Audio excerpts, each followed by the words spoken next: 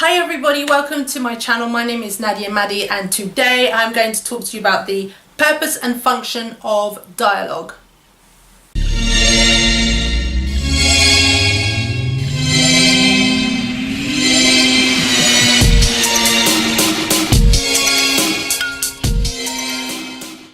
Okay, so welcome to my channel and thank you for coming back and thank you for subscribing. So today I want to talk to you about what's the function of dialogue. Well, the first function of dialogue, the first purpose of dialogue is to move the story forward.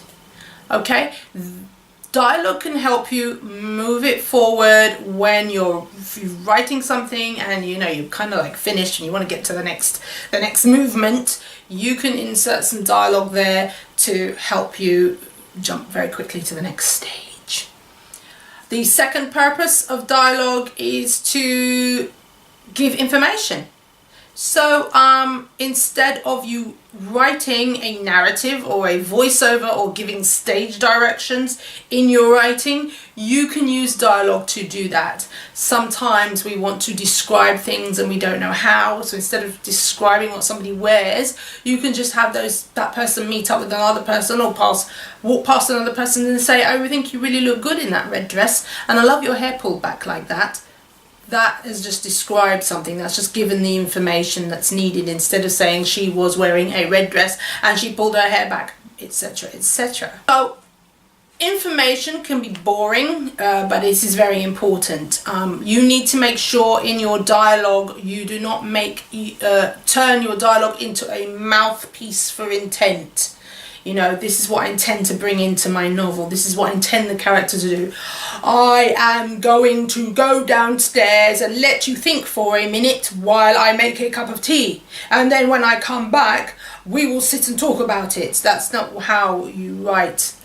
That's not how you give information. That's not how you do dialogue in terms of what the intention is.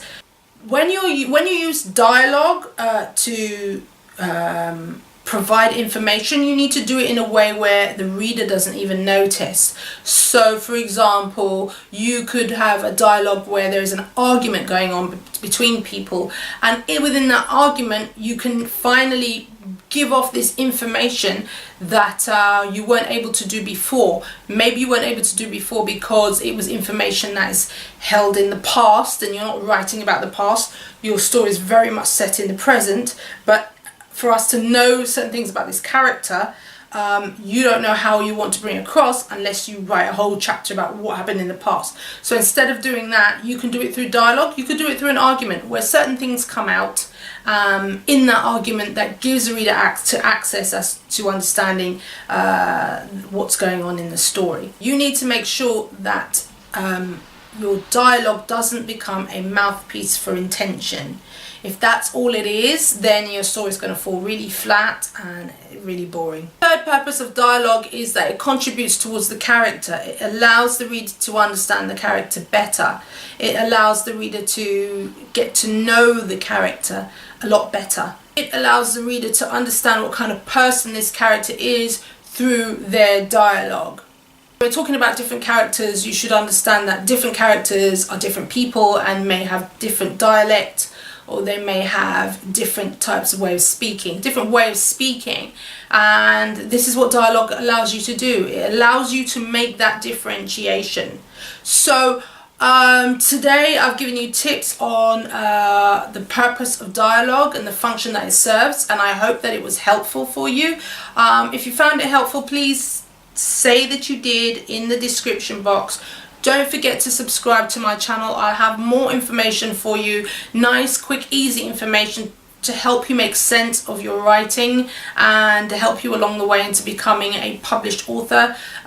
So please don't forget to subscribe, and I will see you again next week. Thank you. Bye-bye.